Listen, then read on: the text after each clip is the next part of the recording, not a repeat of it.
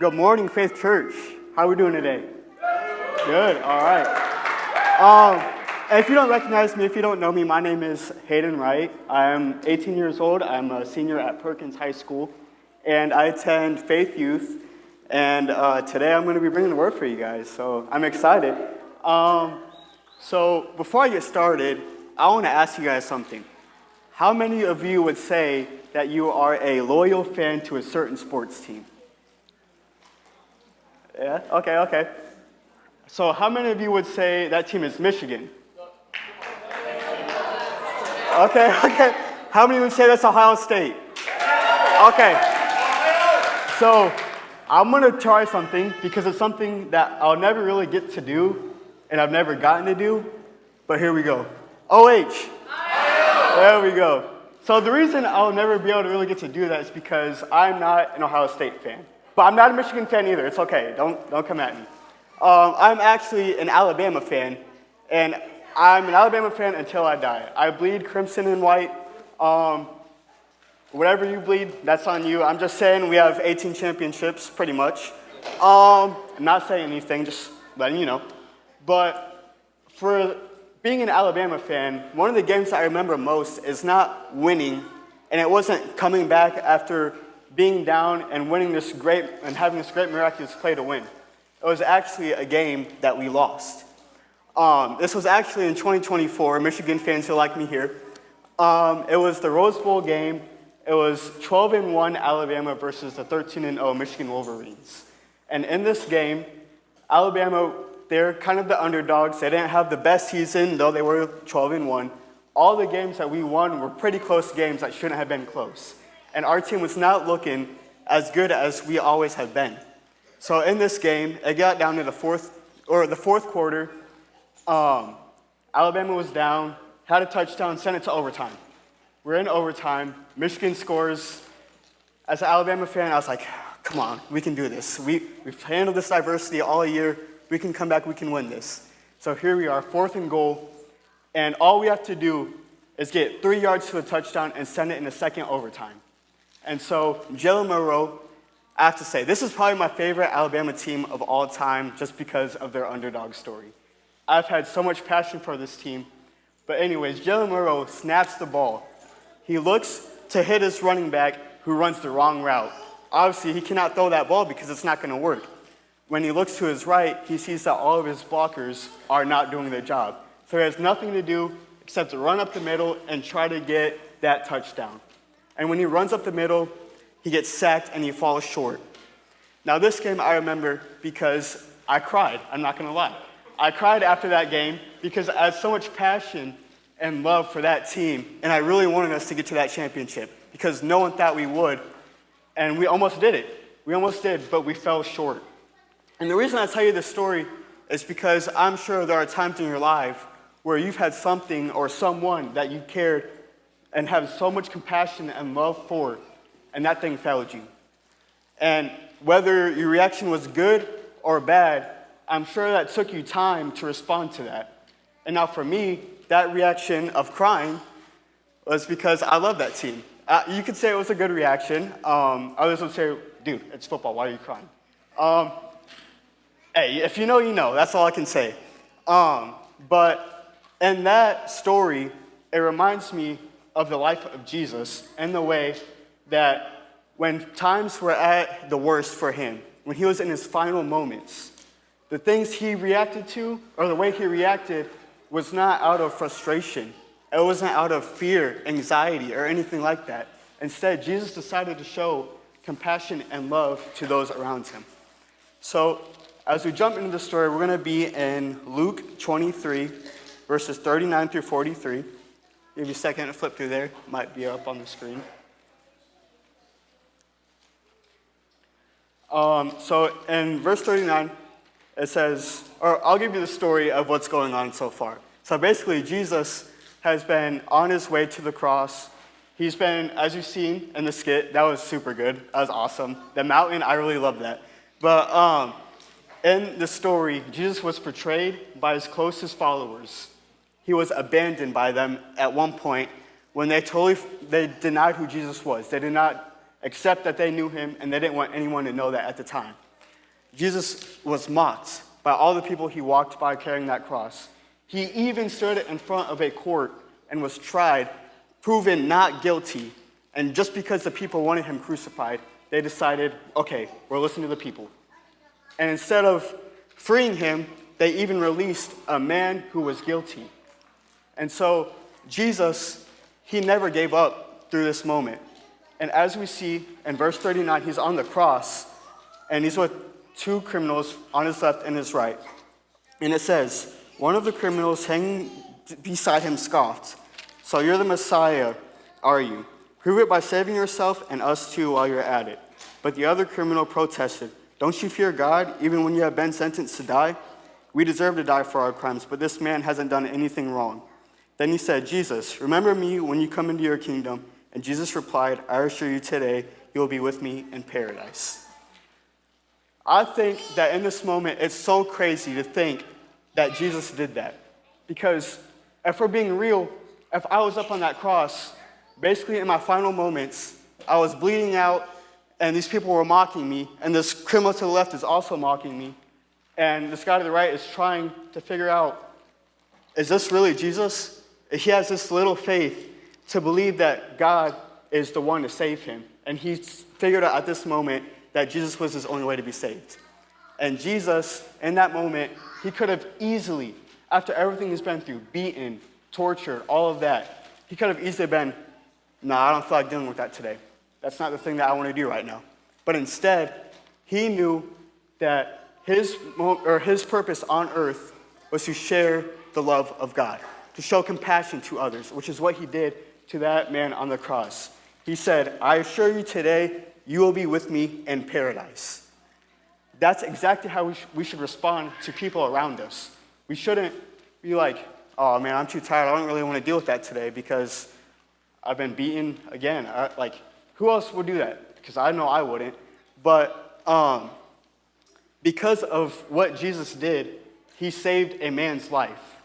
And even in verse 47, it says, when the Roman officer overseeing the execution saw what had happened, he worshiped God and said, "Surely this man was innocent." A man who had overseen so many executions, a strict military officer, looked at Jesus and said, "Surely that man was innocent." And he praised God for it. Why can't we in our life be how Jesus was on that cross and on the way to his cross? Why can't people see us and see that we are showing God's love to others, and because of that, save that person? Why can't we do that in our lives? Why can't we rep God's team instead of our own team?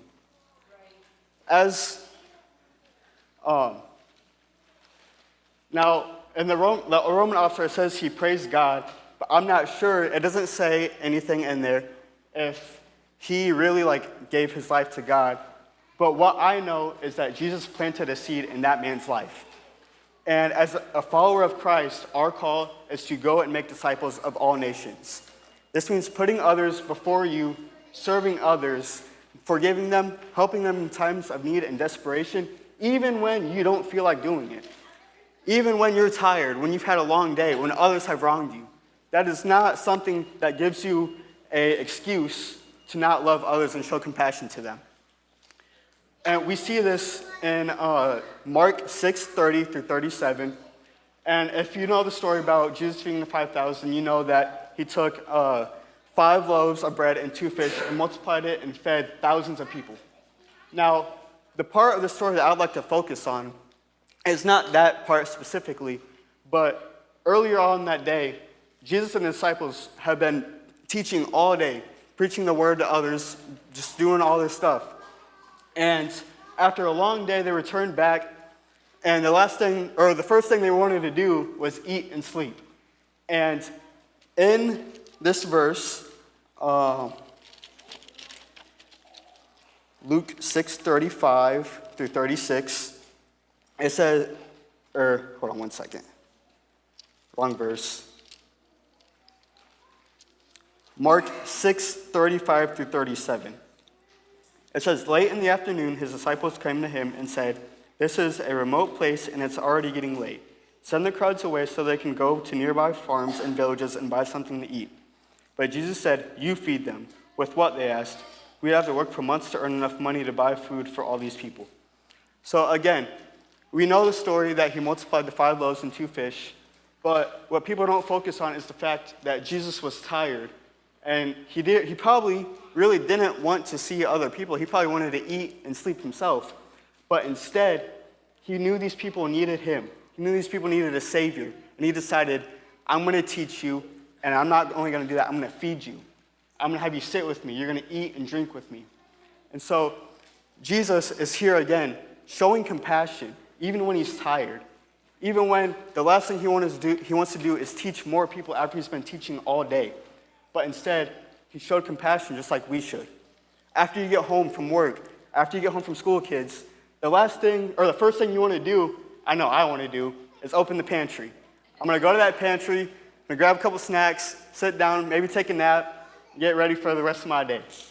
But instead of doing that, Jesus said, "No, let me teach these people that need help." And that's what we need to do. Because again, our calling is to go and make disciples. It's not to go and eat and then make disciples.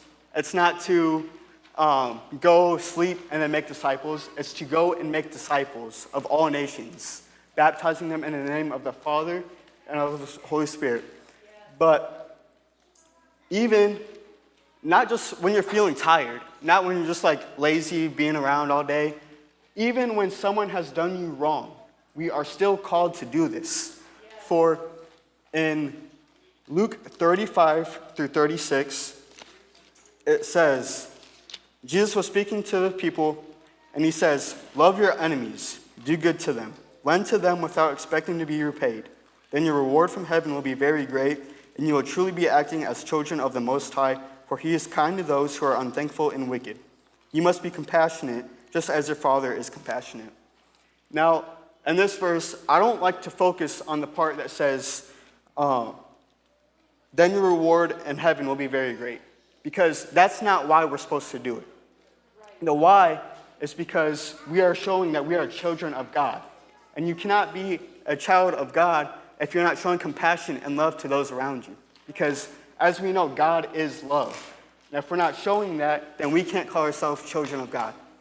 So again, when you're at work and your boss is on you about something and you just don't want to do it, don't respond out of frustration or anger.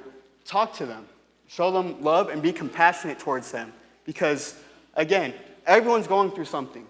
I know for me, as I'm an 18-year-old kid, I've dealt with so many battles. I've battled with stress, anxiety, fear, all of that. And yet, I know that God is the reason I am through all that. Because he's given people in my life to show love and compassion towards me.